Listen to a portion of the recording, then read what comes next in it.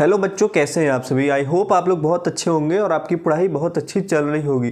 पिछली क्लास में बच्चों हमने डिस्कस किया था फोर्स एंड प्रेशर चैप्टर के बारे में। हमने अच्छी तरह से समझा था फोर्स एंड प्रेशर चैप्टर को और हम चैप्टर को बहुत अच्छी तरह से फिनिश किए थे। इस वीडियो में बच्चों हम आज की क्लास में फ्रिक्शन चैप्टर के बारे में पढ़ेंगे।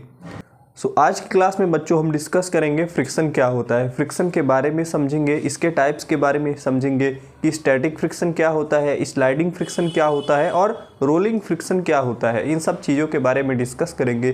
साथ में यह जानेंगे बच्चों कि फ्रिक्शन क्यों ज़रूरी है, हमारी डेली लाइफ में फ्रिक्शन ज़रूरी है, कब कहाँ पर हमें इसकी ज़रूरत पड़ती है, कब हमें इसकी ज़रूरत नहीं है। तो इन सब चीज़ों के बारे में डिस्कस करेंगे। स्टार्ट करते हैं अपना चैप्टर जिसका नाम है फ्रिक्शन। चैप्टर अपना है फ्रिक्शन और ये क्लास 8 साइंस का एक इम्पॉर्टेंट चैप्टर है। तो ये फिजिक्स के पार्ट के अंदर आता है। और स्टार्ट करते हैं बच्चों फ्रिक्शन की डेफिनीशन से कि फ्रिक्शन की क्या डेफिनीशन है। इसको हम डेफिनीशन के थ्रू समझते हैं। Friction is a force that opposes motion. तो ये एक तरह का फोर्स है बच्चों जो मोशन को अपोज करता है। अगर आप मोशन में हैं, अगर आप रनिंग कर रहे हैं, आप वॉकिंग कर रहे हैं या आप किसी भी ऑब्जेक्ट को मूव करा रहे हैं, उसको मोशन में ला रहे हैं, तो ये एक ऐसा फोर्स है बच्चों जो उस मोशन को अपोज करेगा। Is a force that opposes motion. ये अपोज करने वाला फोर्स है between two surfaces in contact. जब भी दो सरफेस कांटेक्ट में होंगी, जब भी दो चीज़ें कांटेक्ट में होंगी और वो मूव करेंगी, तो फ्रिक्शन क्या करेगा बच्चों, उस मोशन को अपोज करेगा। Friction is a force that opposes motion between two surfaces in contact. ये मोशन को अपोज करने वाला फोर्स है। It always act in the direction opposite to the object's motion. और ये किस डायरेक्शन में वर्क करता है, किस डायरेक्शन में ये एक्ट करता है, ये हमेशा ये किस डायरेक्शन में एक्ट करता है, ये हमेशा मोशन के अपोजिट डायरेक्शन में एक्ट करता है। मतलब अगर आपका मोशन इधर लग रहा तो फ्रिक्शन उसके उल्टा डायरेक्शन में लगेगा, अपोजिट डायरेक्शन में फ्रिक्शन लगेगा, ये अपोजिट डायरेक्शन में लगेगा। It always opposes the applied force. और जितना भी हमने फोर्स लगाया है ये हमेशा उस फोर्स को, अप्लाइड फोर्स को अपोज करेगा। ये नहीं चाहेगा कि कोई भी ऑब्जेक्ट मोशन में रहे। तो फ्रिक्शन को आपने समझा कि एक तरह का फोर्स है दैट अपोजेस मोशन और ये मोशन को अपोज करता है। ये हमेशा मोशन के अपोजिट डायरेक्शन में लगता है। इसके कुछ एग्जांपल्स देखते हैं। A moving ball on the ground stops after some time. अगर आप एक बॉल को मूव कराएंगे ग्राउंड पर तो देखते हैं आप कि कुछ देर बाद वो बॉल रुक जाती है। फ्रिक्शन के कारण बच्चों वो बॉल जो है वो धीरे धीरे अपनी स्पीड जो है वो खो देती है, धीरे धीरे उस बॉल की स्पीड जो है वो कम हो जाती है। फ्रिक्शन का ये एक एग्जांपल हो गया। Difficulty in walking on a smooth and wet surface. जब भी इस वेट सरफेस होगी या फिर स्मूथ सरफेस होगी, बहुत ज़्यादा चिकनी सरफेस होगी, चिकना फ्लोर होगा, मार्बल का फ्लोर होगा, तो वहाँ पर आपको चलने में प्रॉब्लम होगी। जब भी फर्श पर कोई भी सोप वगैरह या फिर आप समझिए कि ऑयल वगैरह अगर गिरा हुआ है तो आपको चलने में प्रॉब्लम होगी, क्योंकि वहाँ पर फ्रिक्शन नहीं लग रहा है, बहुत ही मिनिमल फ्रिक्शन लग रहा। और जब बहुत ही कम फ्रिक्शन लगेगा बच्चों तो आपको चलने में प्रॉब्लम होगी। तो ये एक एग्जांपल हो गया कि फ्रिक्शन हमें कब ज़रूरी है। फ्रिक्शन का ये एक एग्जांपल हो गया बच्चों जहाँ पर हमें फ्रिक्शन की ज़रूरत है।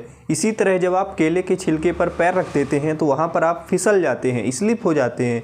तो ये किस वजह से होते हैं, क्योंकि वहाँ पर बच्चों फ्रिक्शन बहुत ही कम हो जाता है। फ्रिक्शन जब कम होता है तो हम खड़े नहीं हो पाते, हम धड़ाम से गिर जाते हैं। तो फ्रिक्शन का आपने देखा कि कहीं पर इसकी बहुत ज़्यादा ज़रूरत है तो कहीं पर इसकी बहुत ही कम ज़रूरत है या फिर ना के बराबर ज़रूरत है। तो हम बहुत सारे केसेस डिस्कस करेंगे जहाँ पर हम समझेंगे कि किस कंडीशन में फ्रिक्शन की ज़रूरत है और किस कंडीशन में फ्रिक्शन की ज़रूरत नहीं है। आप देखते हैं बच्चों स्प्रिंग बैलेंस क्या होता है, इसका क्या काम है और ये किस चीज़ को मेज़र करने के लिए यूज किया जाता है। तो स्प्रिंग बैलेंस एक बहुत ही सिंपल डिवाइस है।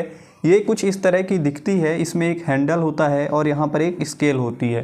तो और यहाँ पर बच्चों एक हुक होता है, यहाँ पर एक हुक होता है बच्चों जिस पर हम अपना वेट कोई भी टांग सकते हैं, इस पर लटका सकते हैं। जितना ज़्यादा वेट होगा बच्चों इसके अंदर की जो स्प्रिंग होगी वो उतना ज़्यादा नीचे आएगी, वो उतना ज़्यादा रीडिंग शो करेगी।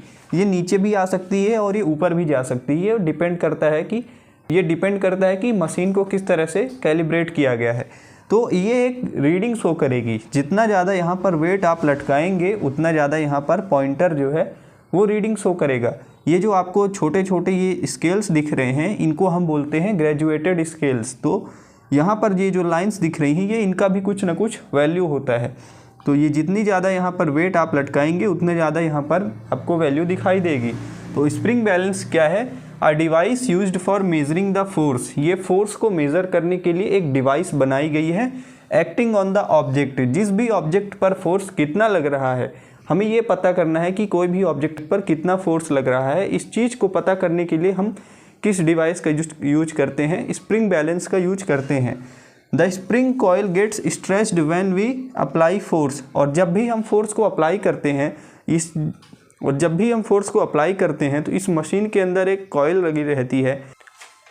जब भी हम फोर्स को अप्लाई करते हैं बच्चों, स्प्रिंग के अंदर की जो कॉइल है वो स्ट्रेच हो जाती है और हमें फिर उस हिसाब से वैल्यू पता चलता है।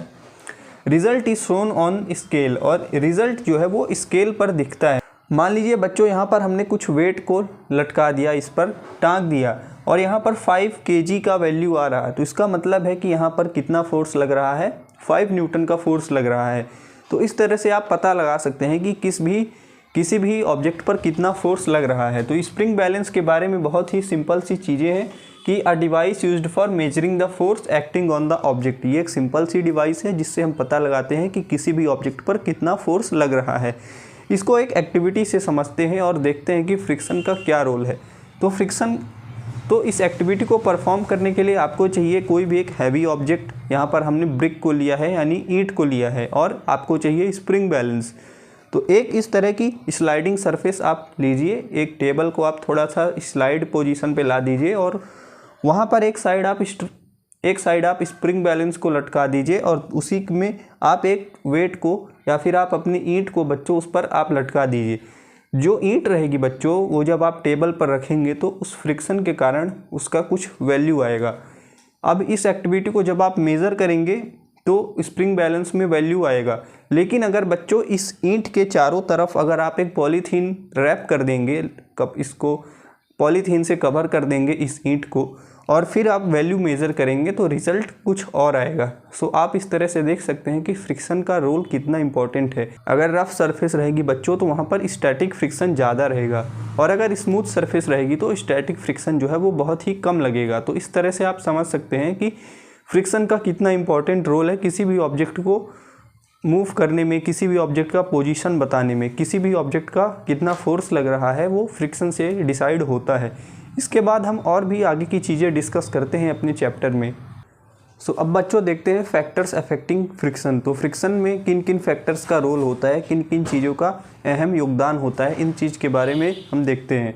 तो friction is caused by irregularities on the two surfaces in contact. जब भी दो सरफेस कॉन्टैक्ट में होती हैं तो उनके बीच में कुछ इरेगुलरिटीज़ होती हैं। इरेगुलरिटीज़ का मतलब हुआ कि बच्चों आप ऐसा समझिए कि ऊबड़ खाबड़ सी जगह है। इरेगुलरिटीज़ का मतलब है बच्चों कि उन दोनों की सरफेस स्मूथ नहीं है। अगर स्मूथ सरफेस होगी बच्चों तो वो चीज़ स्लाइड हो जाएगी, वो चीज़ रखी नहीं रहेगी, उस पर स्टैटिक फ्रिक्शन नहीं लगेगा। तो इरेगुलरिटीज़ का मतलब हुआ कि कुछ इस तरह से बच्चों इरेगुलरिटीज़ होती हैं। माइक्रोस्कोपिक लेवल पर आप जब देखेंगे, बहुत ही आप स्मॉल साइज में आप जब इसे देखेंगे तो कुछ इस तरह की इरेगुलरिटीज़ रहेंगी जिसके कारण दो सरफेस एक दूसरे से चिपक कर रहती हैं। अगर इनके बीच में इरेगुलरिटीज़ नहीं रहेंगी, ये एक दूसरे के ऊपर सेम लेवल पर रहेंगी, तो ये हल्का सा भी फ्रिक्शन अगर हमने लगाया, हल्का सा भी अगर हमने फोर्स अप्लाई किया तो ये चीज़ स्लाइड करती रहेगी। और जहाँ जहाँ ये ऐसी इरेगुलरिटीज़ नहीं रहेंगी तो ये चीज़ मूव करती रहेगी, कभी स्टॉप नहीं होगी। तो फ्रिक्शन बहुत ज़रूरी है क्योंकि हम अपनी डेली लाइफ में बहुत सारी चीज़ें ऐसे परफॉर्म करते हैं, हम खड़े होते हैं, चलते हैं, फिरते हैं, तो उसमें फ्रिक्शन का बहुत इंपॉर्टेंट रोल होता है। तो उसके कारण उसमें हमें ये जानना चाहिए कि क्या क्या फैक्टर्स रिस्पॉन्सिबल होते हैं जिनके कारण फ्रिक्शन जो है वो उसमें चेंज आता है। तो पहला है बच्चों की इरेगुलरिटीज़। ज़्यादा इरेगुलरिटीज़ रहेंगी तो वहाँ पर ज़्यादा फोर्स ऑफ फ्रिक्शन रहेगा। Large number of irregularities on rough surface. Rough surface पर बच्चों इरेगुलरिटीज़ ज़्यादा होती हैं, मतलब दरारें आप ऐसा समझिए कि ज़्यादा होती हैं। In a rough surface force of friction is greater. और जब भी दरारें या फिर इरेगुलरिटीज़ ज़्यादा रहेंगी तो दो चीज़ आपस में एक दूसरे से अच्छी तरह से फिट हो जाएंगी। इसको आप ऐसा समझिए कि ताले और चाबी के हिसाब से, कि जब भी अगर ताला अगर सही साइज का होगा और चाबी भी सही साइज की होगी तो ताला और चाबी अच्छे से फिट हो जाएगा। कुछ इस तरह से भी फ्रिक्शन में भी होता है कि अगर इरेगुलरिटीज़ अगर अच्छे से एक दूसरे को टाइट करेंगी तो फोर्स ऑफ फ्रिक्शन भी वहाँ पर ज़्यादा रहेगा, स्टैटिक फ्रिक्शन वहाँ पर ज़्यादा रहेगा। तो इरेगुलरिटीज़ कैसे होती हैं बच्चों, ये एक सरफेस 1 है और एक सरफेस 2 है, ये दोनों आपस में एक दूसरे को फिट कर लेंगी और यहाँ पर स्टैटिक फ्रिक्शन लगेगा। तो इस तरह से बच्चों इनमें इरेगुलरिटीज़ होती हैं। और स्टैटिक फ्रिक्शन और स्लाइडिंग फ्रिक्शन के बारे में अगर हम बात करें तो स्टैटिक फ्रिक्शन कब लगता है, हम इसे कब मेज़र कर सकते हैं, जब भी कोई भी ऑब्जेक्ट रेस्ट पोजीशन पर रहे।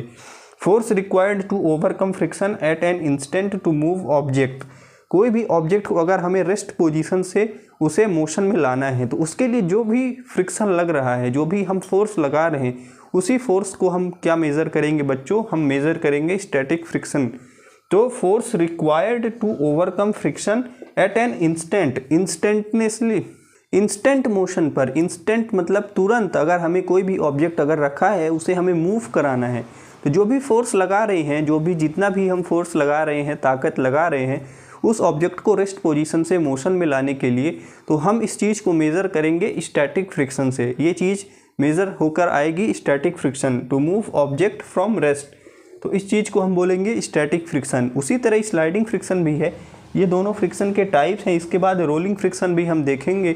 तो स्लाइडिंग फ्रिक्शन में क्या होता है, force required to keep the objects moving at the same speed. मान लीजिए बच्चों आप कभी भी कोई भी ऑब्जेक्ट को स्लाइड करेंगे, आप सीसॉ से अगर आप जाएंगे स्लाइड, फिसल पट्टी से आप जब फिसलेंगे तो आपको कुछ न कुछ वहाँ पर भी फ्रिक्शन महसूस होगा। तो वो जो फ्रिक्शन है बच्चों जो लगता है किसी भी ऑब्जेक्ट पर सेम स्पीड पर किसी भी ऑब्जेक्ट को चलाए रखने के लिए, तो उसमें क्या होता है बच्चों, स्लाइडिंग फ्रिक्शन लगता है। तो इस तरह से आपने समझा कि स्टैटिक फ्रिक्शन और स्लाइडिंग फ्रिक्शन किन किन कंडीशंस में लगता है। तो एक पॉइंट यहाँ पर और लिखा है कि static friction is greater than sliding friction. तो स्टैटिक फ्रिक्शन ज़्यादा होता है स्लाइडिंग फ्रिक्शन के कंपैरिजन में, क्योंकि स्टैटिक फ्रिक्शन ज़्यादा रहता है तभी वो ऑब्जेक्ट जो है वो ज़मीन पर पड़ा रहता है। आप ऐसा समझिए कि वो ऑब्जेक्ट रेस्ट पोजीशन पर रहता है, स्टेशनरी रहता है। एक फ्रिक्शन ज़्यादा रहेगा तो ऑब्जेक्ट रेस्ट पोजीशन पर रहेगा और हमें ज़्यादा फोर्स ऑफ फ्रिक्शन लगाना पड़ेगा उस ऑब्जेक्ट को मूव कराने के लिए, वहाँ पर हमें ज़्यादा ताकत लगानी पड़ेगी। और स्लाइडिंग फ्रिक्शन में क्या है बच्चों कि हमें थोड़ा सा कम ताकत लगानी पड़ेगी, काफ़ी हद तक कम ताकत लगानी पड़ेगी और इससे भी ज़्यादा कम ताकत हमें लगानी पड़ेगी, फोर्स लगाना पड़ेगा रोलिंग फ्रिक्शन में, क्योंकि वो चीज़ रोल कर रही है। तो ये चीज़ आपने समझा कि स्टैटिक और स्लाइडिंग फ्रिक्शन क्या होता है, फैक्टर्स अफेक्टिंग फ्रिक्शन के बारे में आपने देखा। सो इस वीडियो को हम यहीं तक रखते हैं बच्चों। नेक्स्ट वीडियो में हम आगे के पार्ट्स डिस्कस करेंगे, फ्रिक्शन के इंपॉर्टेंस के बारे में समझेंगे, एप्लीकेशंस के बारे में समझेंगे। सो इसी तरह बच्चों हमारे साथ जुड़े रहिए, हम जल्दी सारी चीज़ें अच्छी तरह से कवर करेंगे और अच्छे से आपको पढ़ने में मज़ा भी आएगा। सो चैनल पर अगर आप बच्चों नए हैं, पहली बार आए हैं, तो इस चैनल को सब्सक्राइब कीजिए बच्चों, इस वीडियो को लाइक कीजिए और अपने क्लासमेट्स के साथ इस वीडियो को शेयर कीजिए। मिलते हैं नेक्स्ट वीडियो में बच्चों, तब तक के लिए थैंक यू।